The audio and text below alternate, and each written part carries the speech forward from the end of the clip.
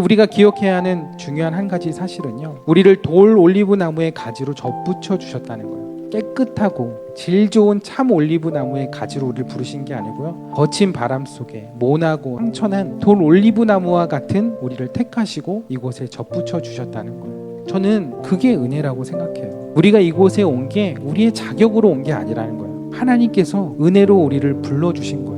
그래서 하나님께서 이곳에서 우리에게 기대하시는 것은요, 우리의 애씀과 열심을 통해 좋은 열매를 맺는 일이 아니라는 거예요. 좋은 열매를 맺게 하는 것은 가지의 책임이 아니라는 거예요. 과언직의 몫이고 책임인 거예요. 접붙임을 해주신 그분이 하셔야 할 일인 거예요. 접붙임 받은 돌 올리브 나무는요, 뿌리에서 그저 그 영양분을 잘 끌어올려서 받으면 되는 거예요. 그것이 그 나무가 사는 거고 그 가지도 사는 길이에요.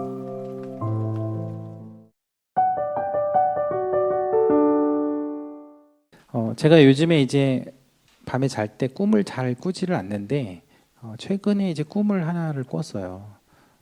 제가 뭐 꿈으로 이렇게 뭔가 이제 은사가 있는 건 아니에요. 근데 이제 제가 꿈을 꿨는데, 제가 이렇게 여기 예배당 이 자리에서 설교를 하는 꿈이었어요. 근데 이제 여기에 많은 분들이 이제 오셔서 같이 예배를 드리는데, 제 설교를 하는 동안 3분의 2가 다 주무시는 거예요. 제가 웬만해서는 시험에 안 드는데 그 자리에서는 되게 시험이 되더라고요. 그래서 하나님 뭐 이런 꿈을 꾸게 하시는가.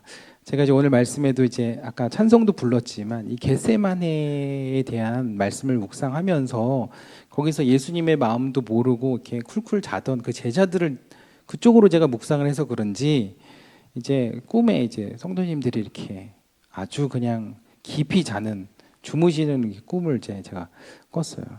근데 그 꿈을 이제 꾸고 나서 참 기분이 좀 이상하다, 좀 별로 썩 좋지 않다라는 생각이 들었는데, 하나님께서 그 꿈을 통해서 주시는 그 마음과 그 생각이, 우리 교회에 그동안 정말 잠자고 있었던 우리의 믿음과 신앙을 다시금 깨우는 그런 말씀이, 또 그런 시간표가 필요한 때가 아닌가라는 생각을 또 하나님께서 하게 해주셨습니다. 그래서 하나님, 제가 이 말씀을 준비하면서 하나님 우리 성도님들의 마음을 깨우고 그 신앙을 깨우고 또 믿음을 깨울 수 있는 그런 말씀을 나누게 해달라고 그런 기도를 좀 하게 되었습니다.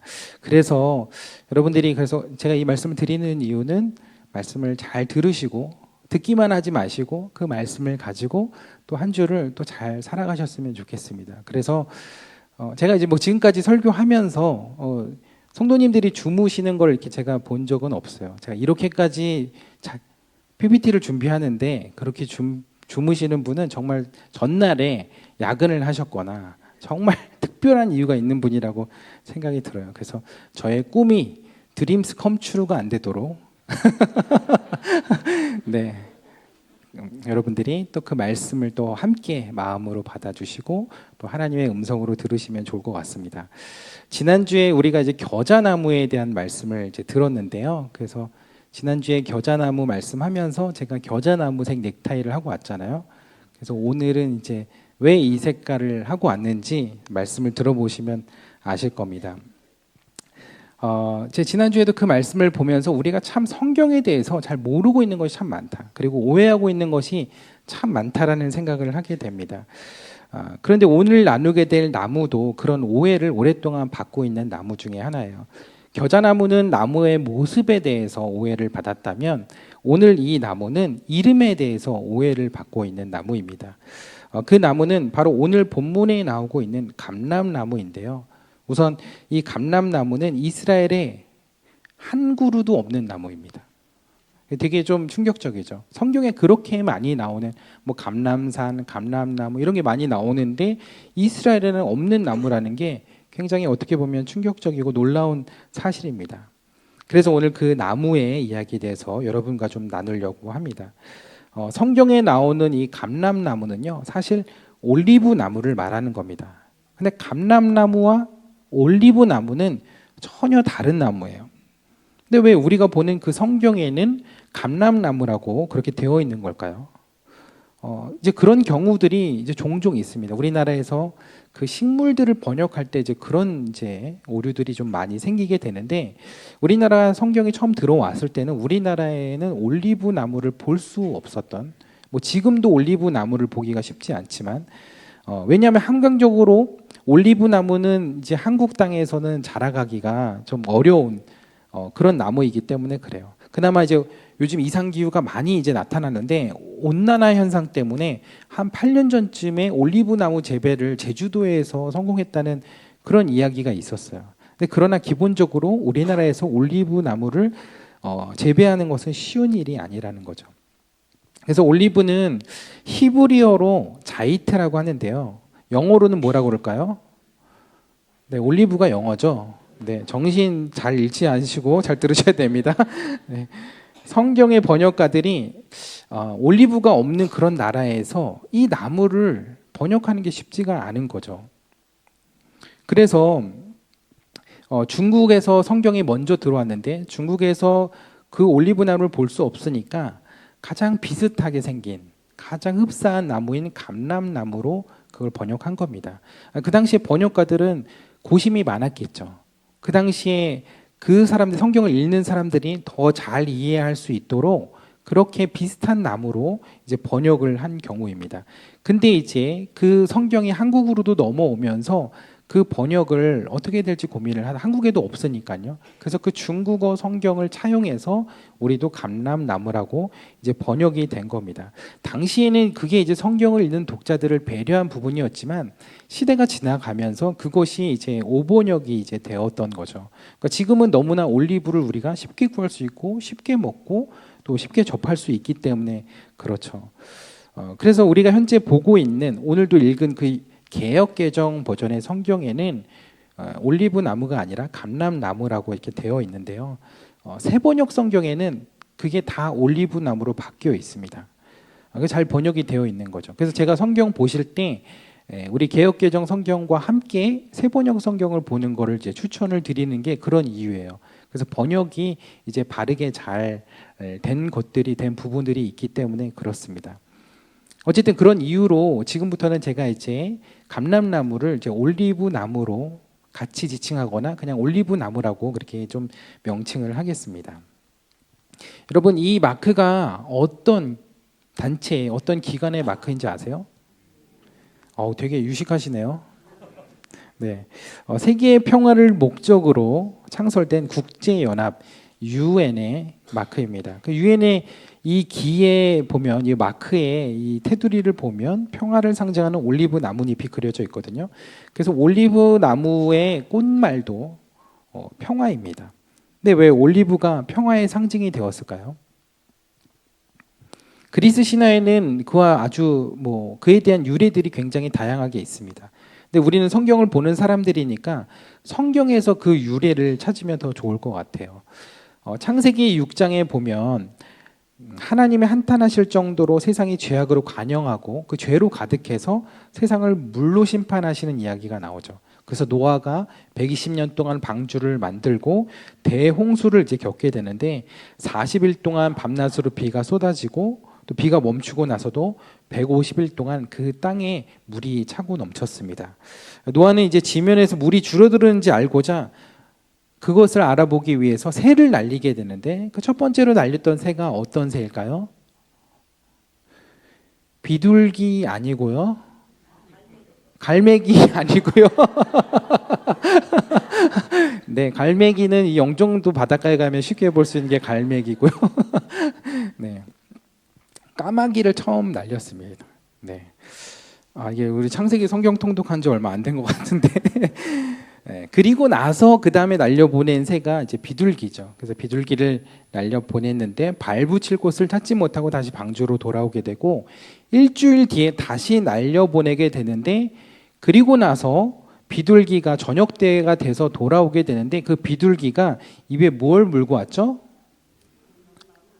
네, 박씨 아니고요. 네, 박씨 물고 온 거 아닙니다. 정신 놓으시면 안 됩니다. 네. 그 비둘기가 감람나무 잎사귀, 그러니까 즉 올리브나무 새 잎사귀를 이제 물고 온 겁니다. 그래서 이로써 노아가 이제 물이 줄어들었다는 것을 이제 알게 되었고 하나님의 진노 또한 풀려서 다시 사람이 살 수 있는 평화로운 땅에 이 땅에 임하게 되었다는 것을 알게 되었습니다. 그래서 세상의 심판이 종식되고 평화가 찾아왔다는 그 소식을 알렸던 비둘기와 이 올리브 잎이 이제 평화의 상징이라고 하는 그런 이제 이야기가 된 거죠. 또 신약 성경에서는 요단강에서 예수님이 세례를 받으실 때 하늘이 열리고 또 하나님의 성령이 비둘기 같이 내렸다고 하고 있습니다. 이 땅의 평화의 소식을 알리러 오신 그 예수님에게 하나님의 영이 비둘기 같이 내렸으니 이 또한 평화의 상징으로 볼 수 있다는 거죠. 물론 그 유래를 성경에서 찾는 게 맞다 틀리다 이거다라고는 할 수 없지만 우리는 그런 유래를 성경에서도 이렇게 찾아보는 그런 주장이 있다는 겁니다. 근데 이 올리브에는 그 평화 말고도 더불어서 풍성함, 번영이라는 그런 상징을 또한 가지고 있습니다. 그 이유는 이 올리브 나무의 수명 때문에 그래요. 이 올리브 나무가 면역 체계가 굉장히 뛰어나서 굉장히 오래 살거든요. 지난주에 겨자나무는 몇 년생이라고 그랬죠? 1년생이라고 그랬죠. 근데 그에 비해 올리브 나무는 굉장히 긴 수명을 가지고 있는데 올리브 나무가 얼마나 살까요? 이스라엘에 가면 만국교회라는 곳이 있습니다. 예수님이 겟세마네 동산에서 체포되기 전에 고뇌와 기도의 밤을 보낸 곳이 바로 이곳이었고 그곳을 기념하기 위해 세워진 교회가 바로 만국교회입니다. 근데 왜 이름이 만국교회냐? 그것은 16개국의 교회가 건립 성금을 내서 지은 그런 교회라고 해서 만국교회라고 불리우게 된 것입니다. 근데 의미적으로는 이게 겟세마네 교회예요. 왜냐하면 여기가 바로 겟세마네 동산이기 때문에 그렇습니다. 근데 그 교회에 이제 옆쪽으로 가보면 올리브 정원이 있습니다. 이제 이곳이 바로 예수님이 기도하셨던 감람산 올리브 동산이 있었던 곳입니다. 제가 여러분들 이제 안 가보신 분들 위해서 제가 성지순례 가서 요즘에 이제 전시 중이어가지고 이스라엘 가고 싶어도 못 가거든요. 그래서 제가 여러분들을 위해서 이렇게 작년에 가서 찍어온 거예요. 지금 여러분들 위해서. 거기에 가면 정말 오래된 올리브 나무들이 있는데요. 오래된 나무들이 몇 살 정도 됐을까요? 50살? 100살? 1000살? 여러분 여기 이 정원에 있는 나무들 중에 1000년이 넘은 거는 젊은 층에 속하는 나무입니다. 네, 1000년이 넘은 나무들이 흔해요. 그리고 오래된 나무들은 2000년이 넘은 나무들도 있습니다. 요게 이제 2000년 된 나무 중에 하나인데 이런 올리브 2000년이 넘은 올리브 나무가 8그루나 있다고 합니다. 제가 그 나무들을 보면서 예수님의 기도하셨던 그 현장에 함께 있었던 그 나무라고 생각을 하니까 그걸 생각하고 보니까 전율이 돋더라고요. 이 나무들이 아직도 안 죽고 생생하게 살아있어요. 전쟁으로 뭐 이런 걸로 인해서 파손되지 않는 이상 아마 여러분들이 살아 생전에 성지순례 가실 때까지는 살아 있을 것 같아요. 그래서 저는 이제 우리 성도님들과 성지순례 가는 걸 늘 기대하고 꿈꾸고 있거든요. 그러니까 여러분들도 예수님과 함께 살아 숨쉬던 이 올리브 나무를 보기 위해서라도 성지순례를 다녀올 그 꿈을 가지고 또 말씀을 들으시면서 또 준비하면 좋을 것 같아요. 당장은 뭐 이스라엘이 상황이 좋지 않아서 뭐 갈 수는 없겠지만 앞으로 그런 기대감을 가지고 또 우리가 말씀을 또 읽고 또 저랑 공부하면서 준비하면 그런 기회가 오게 될 거라 생각합니다. 어쨌든 그 올리브 정원에 있는 나무들 중에는 예수님이 기도하실 때 그 자리에 있었던 그런 나무가 있었을 거예요. 그래서 그 곁에서 예수님의 기도를 들었을 거고 예수님 마지막 가시는 그 십자가의 길, 그 체포되는 장면도 아마 지켜보았을 겁니다. 그래서 올리브 나무는 예수님의 구원의 사역과 매우 깊은 인연을 가지고 있는 그런 나무예요. 그래서 예수님이 십자가에 돌아가시기 전에 습관을 따라서 감람산, 즉 올리브산에 가셔서 여느 때처럼 기도를 하셨는데 마태복음에서는 이곳이 바로 겟세마네다라고 전하고 있습니다. 근데 겟세마네가 무슨 뜻인지 아세요? 겟세마네는 틀을 뜻하는 가트와 올리브 기름을 뜻하는 슈마님이란 단어의 합성어예요. 즉 겟세마네라는 뜻은 올리브 기름을 짜는 틀이라는 그런 뜻을 가지고 있는 거예요. 그래서 그 지명을 통해서 그곳이 올리브를 짜던 곳이다라는 것을 알 수 있는데요. 그렇다면 이 올리브 기름을 짜는 틀이 도대체 이 겟세마네와 예수님의 기도가 어떤 관련이 있는 걸까요? 결론부터 말씀드리면 예수님이 이 기도를 드리셨던 이 겟세마네, 이 올리브 동산은 올리브 기름을 쥐어 짜는 것처럼 예수님이 심령을 쥐어 짜며 혼신을 다해서 그렇게 기도드리셨던 그곳이었다는 것을 알려주는 장소인 거죠. 그래서 겟세마네의 의미를 알면 온 인류의 그 무거운 죄의 짐을 지고 간절하게 기도하셨던 그 예수님의 모습이 그 올리브 기름을 짜는 모습과 오버랩이 되면서 우리에게 더 큰 은혜로 다가오게 되는 겁니다. 그러면 올리브 기름을 어떻게 짜는지 궁금하지 않으세요? 그래서 제가 작년에 여러분들을 위해서도 찍어 왔어요. 네.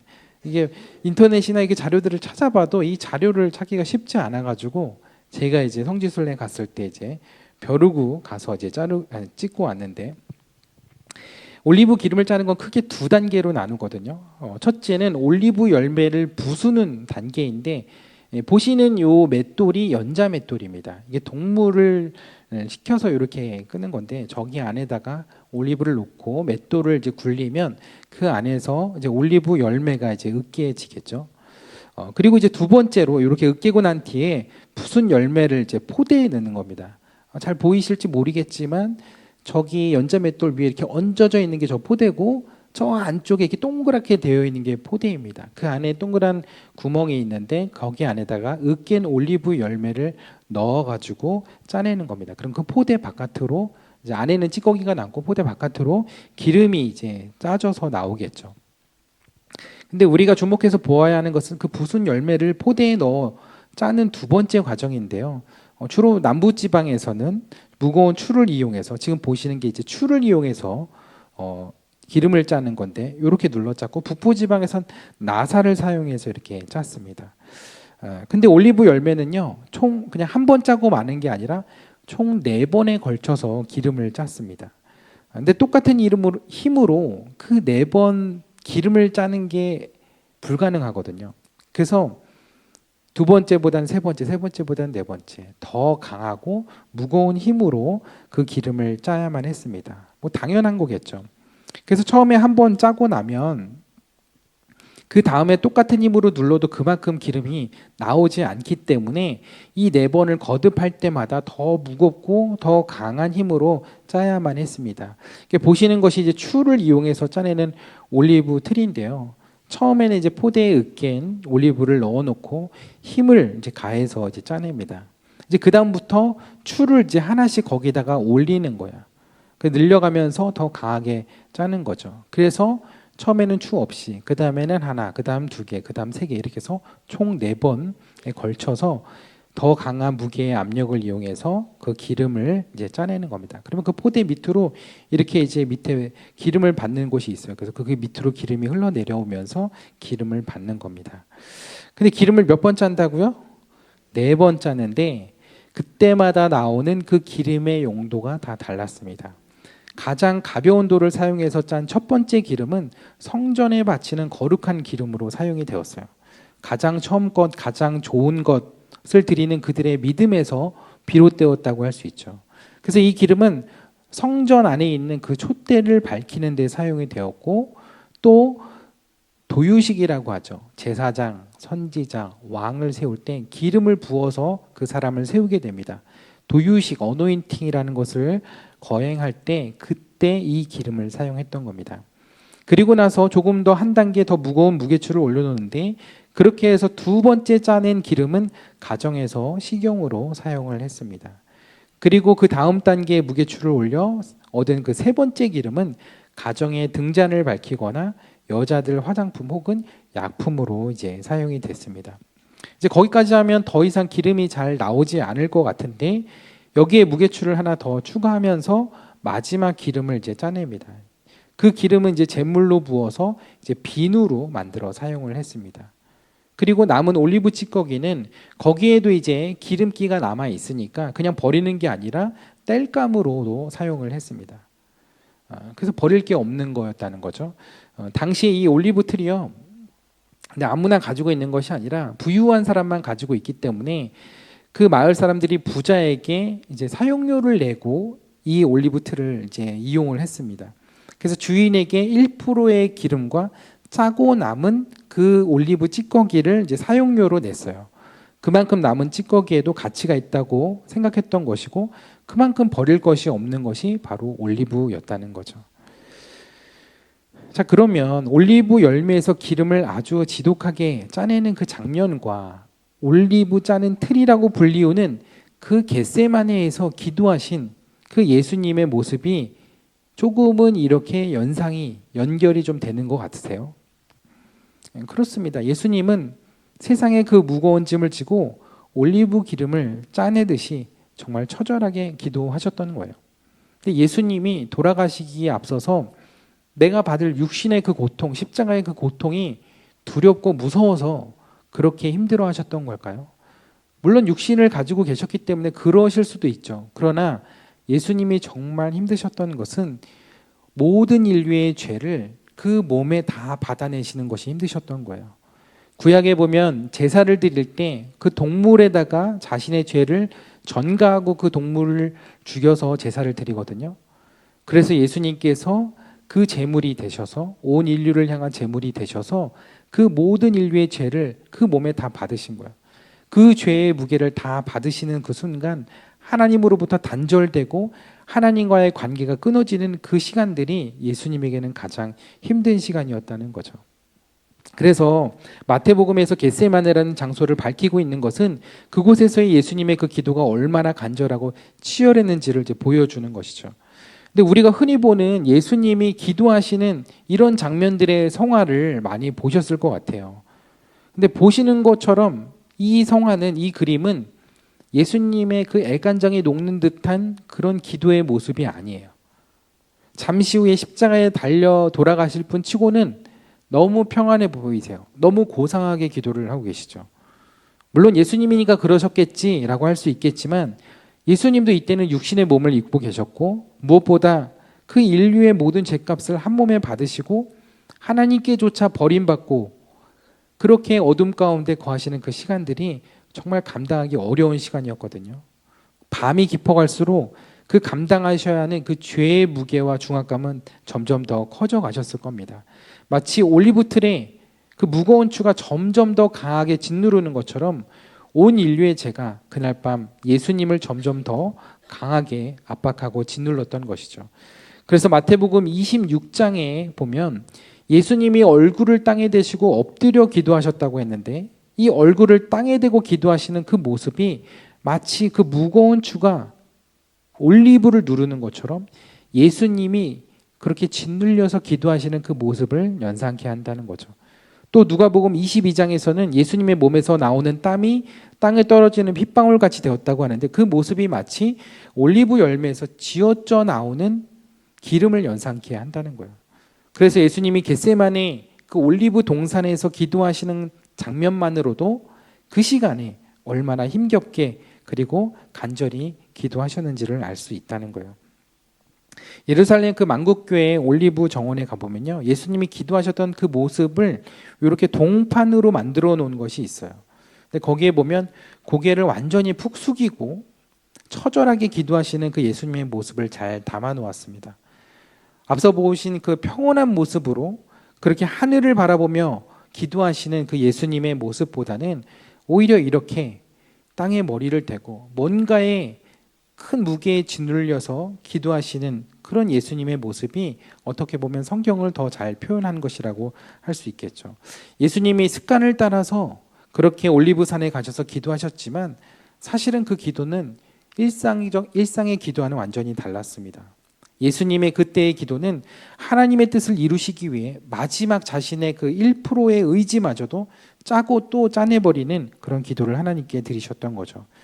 그렇게 해야 하나님의 뜻과 소원을 온전히 품고 그 거대한 사명을 감당할 수 있다는 것을 아셨기 때문이에요. 그래서 마침내 예수님은 내 원대로 마옵시고 아버지의 원대로 되기를 원하나이다 라는 기도를 그 겟세마네에서 그렇게 드리실 수 있었던 겁니다. 때로는 우리도요, 이해할 수 없는 그 하나님의 인도하심과 뜻 앞에 그렇게 기도해야 할 때가 있어요. 우리의 뜻을 완전히 내려놓게 되는 기도. 우리의 의지마저도 짜내서 모든 것을 다 하나님께 맡겨드릴 수밖에 없는 기도. 우리가 도저히 감당하기 어려운 큰 문제와 삶의 무게 앞에서 그런 기도가 나올 때가 있습니다. 근데 저는 그걸 이제 올리브 기도라고 제가 지은 건데, 올리브 기도라고 하는데, 여러분 그 기도의 시간이 너무나 고통스럽고 너무나 힘들지만 분명한 것은 그때의 평소와 다른 그 하나님의 더 크신 기름 부으심과 긍휼하심을 체험할 수 있다는 겁니다. 여러분 올리브 나무 열매를 맺는데 얼마나 걸릴까요? 보통 열매는 그냥 매년 열리는 거잖아요. 근데 올리브 나무는요, 열매를 한번 맺는 데까지 7년이라는 시간이 걸립니다. 좋은 품종의 열매를 맺기까지는 수십 년도 걸려요. 그만큼 오랜 기다림과 견딤이 필요하다는 거죠. 그리고 그 열매를 딴다고 해서 바로 기름이 되는 게 아니죠. 이렇게 짜내는 힘겨운 과정을 지나야 비로소 양질의 올리브 기름이 나올 수 있는 겁니다. 그래서 여러분들 집에서 올리브 기름으로 계란 후라이 하실 때도 귀하게 쓰세요. 낭비하지 마시고 엑스트라 버진 막 이런 거 올리브 기름 귀한 겁니다. 사실은 요즘은 너무 흔해서 그렇지만 그러한 과정이 있기 때문에 그런 올리브 나무의 기름이 성전을 밝히고 또 우리의 삶을 기름지게 채우는 귀한 사명을 감당할 수 있는 것이죠. 물론 우리의 삶의 그 고통과 그 아픔과 그 인내의 시간들이 필수적이어야 한다는 건 아니에요. 하지만 우리의 인생에 그런 시간들 없이 순탄하게만 사는 그런 인생은 거의 없거든요. 왜냐하면 상처를 주기도 하고 받기도 하는 게 우리 인생이기 때문에 그래요.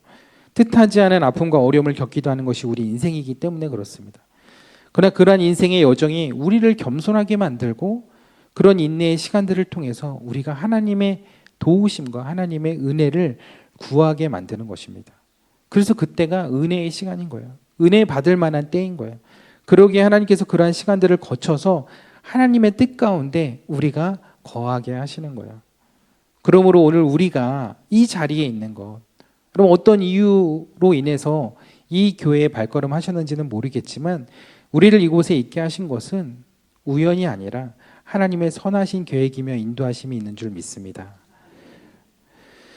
오늘 본문의 말씀을 이제 들어가 볼게요. 오늘 본문의 말씀을 보면요, 돌 올리브 나무와 참 올리브 나무를 접붙이는 비유가 나옵니다.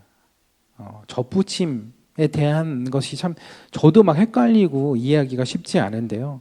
오늘 말씀에 보니까 나무 이름 앞에 돌이라는 게 붙어 있고 참이라는 게 붙어 있는 게 있습니다. 근데 나무에 붙이는 이게 접두어인데 나무의 품질을 표현할 때 쓰는 말이더라고요. 그래서 참은 원래의 종을 말하는 거고 돌은 야생종에 붙이는 그런 말입니다. 그래서 사실은 참 올리브 나무라는 것은 사실 없더라고요. 그냥 올리브 나무가 있는 거고 그리고 야생 올리브 나무가 있을 뿐입니다. 다만 두 나무를 구분하려고 이렇게 번역을 한 것 같아요. 그래서 야생 올리브 나무는 야생으로 자라서 열매를 맺지 못하거나 뭐 품질이 꼭 떨어지는 거 그런 것만은 아니거든요. 열매를 맺지만 조금 이게 품질은 낮지만 그 열매를 못 맺는 건 아니더라고요. 근데 바울은 이 두 나무를 통해서 이스라엘과 이방인을 이제 비유를 한 겁니다. 그래서 참 올리브 나무는 이스라엘을 말하는 것이고 돌 올리브 나무는 이방인을 말하는 거예요. 근데 어느 날 과원지기가 그 올리브 나무의 가지를 꺾어버리고 그 자리에 돌 올리브 나무의 가지를 가져다 접을 붙였다는 거예요. 그래서 택함을 받은 이스라엘은 잘라버림을 당하고 버림을 받았던 이방인은 택함을 받았다는 것입니다. 근데 이것은 이방인들에게 받은 그 은혜를 알아라라고 설명하기보다는 너희들이 그렇게 접붙임을 받았는데 그 은혜를 잊지 말라는 이야기예요. 그것을 착각하지 말라는 거예요. 그것을 자랑하지 말라는 이야기를 하고 있는 겁니다. 뿌리가 가지를 보존하는 것이지 가지가 뿌리를 보존하는 것이 아니라고 이야기를 하고 있습니다. 근데 여기서 한 가지 문제가 있어요. 바울이 참 올리브 나무에 돌 올리브 나무를 접붙였다고 했는데, 그러니까 돌 올리브 나무 대목이라는 게 있고 거기에 접붙이는 가지가 있습니다. 근데 바울이 얘기한 것은 참 올리브 나무에다가 돌 올리브 나무 가지를 붙인 거예요. 이해하셔요? 네. 이때 지금 제일 정신을 많이 차리셔야 될 때입니다. 네. 그러니까는 참 올리브 나무, 좋은 올리브 나무에다가 돌 올리브 나무의 가지를 접붙인 거예요. 근데 그게 우리가 생각해 보면 원래 그렇게 하는 거 아니야? 라고 생각할 수 있는데 그렇지가 않습니다. 원예학적으로는 그렇게 접붙임하지 않아요. 어떻게 접붙임하냐? 왼쪽에 동그라미 친 것처럼 돌 올리브 나무에다가 참 올리브 나무의 열매를 맺게 하기 위해서는 돌 올리브 나무 대목에다가 참 올리브 나무의 가지를 접목시키는 거예요. 근데 바울은 반대로 이야기를 하고 있는 거예요. 왜 그랬을까요?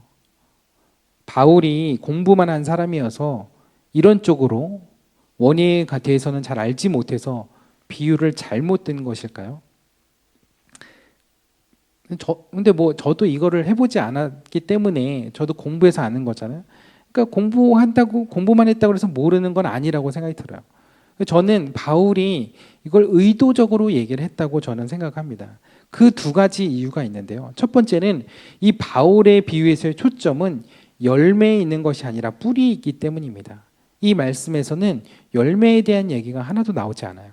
그래서 접붙임의 원리를 통해 뿌리와 가지의 관계를 설명하고자 한 거예요. 그래서 이렇게 접붙임을 하면 이 뿌리로부터 올라오는 영양분을 접붙임 받은 그 가지가 받게 된다. 그 이야기를 하는 것이 한 가지입니다. 그리고 두 번째 이유는 실제로 성서시대 이스라엘에서는 그렇게 접붙임을 하는 경우가 있었다는 거예요. 1905년에 팔레스타인 농사법에 관한 중요한 문서가 하나가 발견이 되는데요. 거기에 성서시대에는 올리브 나무를 접붙일 때 바울이 말했던 것처럼 참 올리브 나무에 돌 올리브 나무 가지를 꺾어 붙였다는 기록이 있었던 거예요. 근데 이렇게 접붙임을 하는 게 일반적인 경우는 아니고요. 특별한 경우인 거예요. 이것은 참 올리브 나무의 좋은 열매를 맺기 위해서 접붙이는 그것과는 다른 이유와 목적이 있었던 거예요. 그 이유는 이제 더 이상 열매를 맺을 수 없는 무기력하고 늙은 올리브 나무에 돌 올리브 나무를 접붙여서 생기를 잃은 그 늙은 올리브 나무를 다시 살리려는 목적으로 하는 접붙임의 방법이었다는 거예요. 이해하셨어요? 전 제가 설명하면서도 이해가 안 되는데. 네, 제가 이걸 이해하려고 진짜 오랫동안 이 말씀을 가지고 또 씨름을 하고 또 공부도 해보고 그랬어요. 제가 틀렸으면 얘기를 해주세요. 나중에 설교 끝나고. 근데 성경에서 바울이 얘기한 참 올리브 나무에 돌 올리브 나무 가지를 접붙인 이유를 다시 설명해 드리면 열매를 맺기 위한 좋은 열매를 맺기 위한 것이 아니라 그 늙어가는 힘을 잃은 그 참 올리브 나무에 생기를 얻게 하기 위해서 돌 올리브 나무 가지를 거기에다 접목했다는 거죠. 저는 이 말씀을 묵상하면서요, 우리 영종만나교회가 떠올랐어요. 우리 교회가요, 사실 올해로 120주년이 되는 왕산교회에 뿌리를 두고 있습니다. 그 신앙의 역사에 뿌리를 두고 있어요. 근데 하나님께서 왜 영종만나교회를 이곳으로 불러주셨을까? 하나님께서 왜 우리를 이곳에 접붙여 주셨을까라는 질문을 하게 되었어요.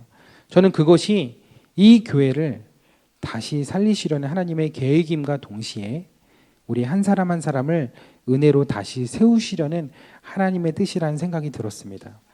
그래서 이 교회를 다시 살리고 이곳에서 우리가 회복되어 하나님의 나라를 다시 꿈꾸게 하시려는 하나님의 놀라운 계획을 오늘 말씀을 통하여 또 깨닫게 하시더라고요.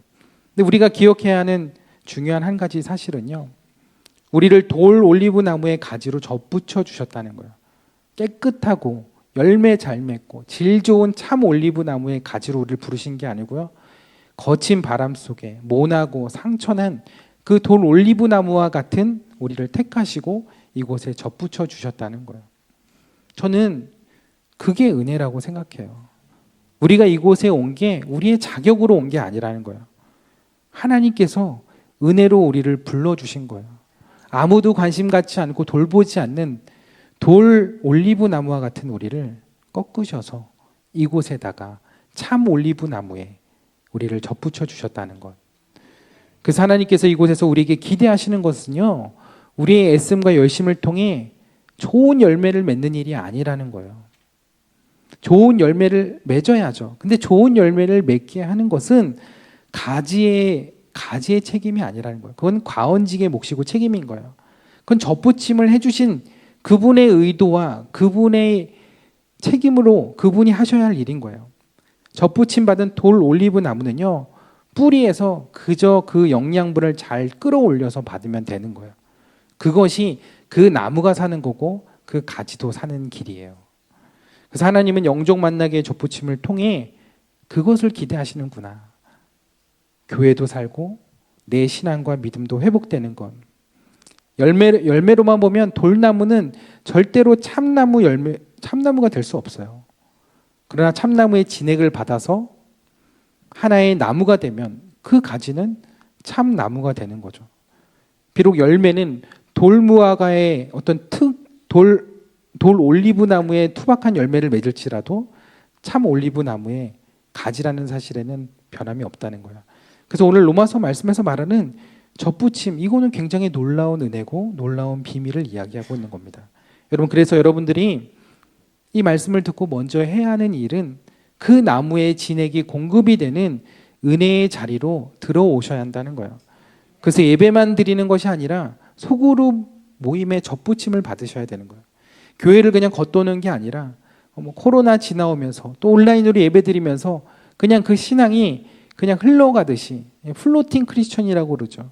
그렇게 그냥 울타리 밖을 맴도는 것이 아니라 그 안으로 들어오셔서 은혜 안에 들어오셔서 젖붙임을 받아야 한다는 겁니다. 그래서 교회만 나오는 게 아니라 말씀의 자리로 또 들어오셔야 돼요. 지금 우리가 하고 있는 하나님의 음성 성경 통독에 함께 하셔야 하는 이유가 바로 그거예요. 지금은 그 하나님의 말씀을 통해서 우리가 은혜 받고 우리가 회복되는 시간표이기 때문에 그래요.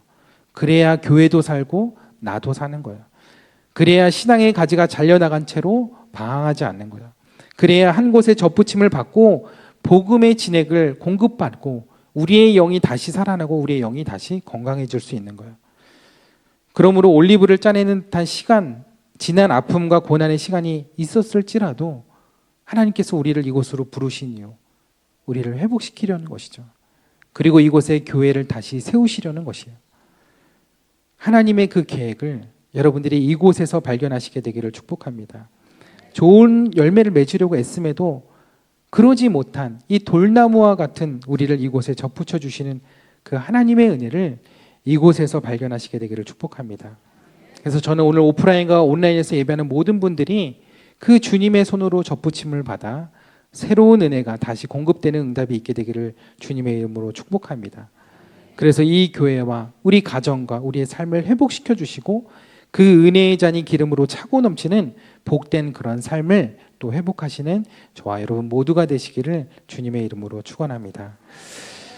하나님이 우리를 이곳으로 부르신 것은 우연이 아니죠. 우리를 이곳으로 발걸음하게 하신 건 우연이 아니라고 생각합니다. 하나님은 실수로 우리를 이곳으로 부르신 것이 아니에요. 혹은 여러분들의 그냥 스스로의 의지로 이곳에 오신 것이 아니에요. 여러분들이 이곳으로 오신 것은 하나님의 인도하심이고 하나님의 계획인 줄 믿습니다. 하나님은 가장 좋은 길로 그리고 가장 완전한 길로 저와 여러분을 인도하셨고 그곳이 바로 이곳인 줄 믿습니다. 함께 기도하기를 원합니다. 우리의 삶에 실수가 없으신 하나님, 우리를 이곳으로 하나님의 계획 가운데 부르시고 하나님의 섭리 가운데 이곳에서 우리가 하나님의 한 교회를 섬기게 하셨사오니 하나님 그 부르신 뜻에 우리가 순종하며 나아가기를 원합니다.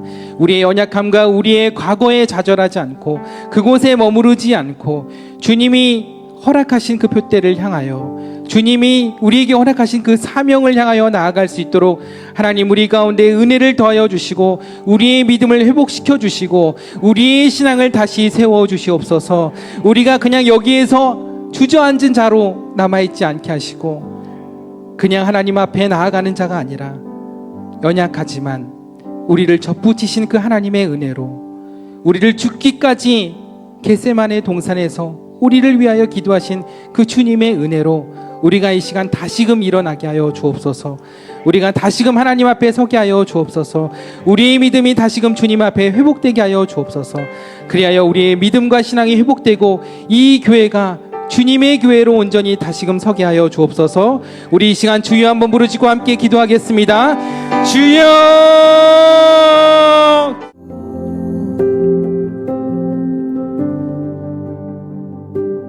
When I wake, I know you are with me. In the dark, I can almost see you clearly. Every day, you're singing over me. Like water, my love runs free. Oh, there is nothing like your love. There is nothing and no one above. Oh, come be with us, Holy One.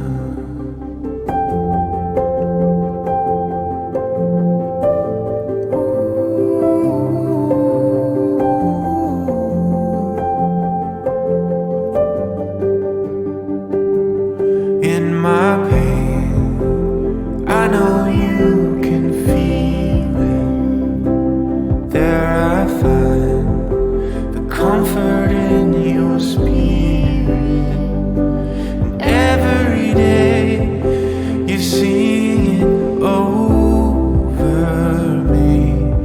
Like water, my love runs free. Oh, there is nothing like your love. There is nothing and no one above. Oh, come be with us, Holy One. Oh, come be with us, Holy One. Anywhere I go, and you I find my home. Anywhere I go, and you I find my home. There is nothing like your love. There is nothing and no one above. Oh, come be with us, Holy One. Oh, come be with us, Holy One. Oh, come be with us, Holy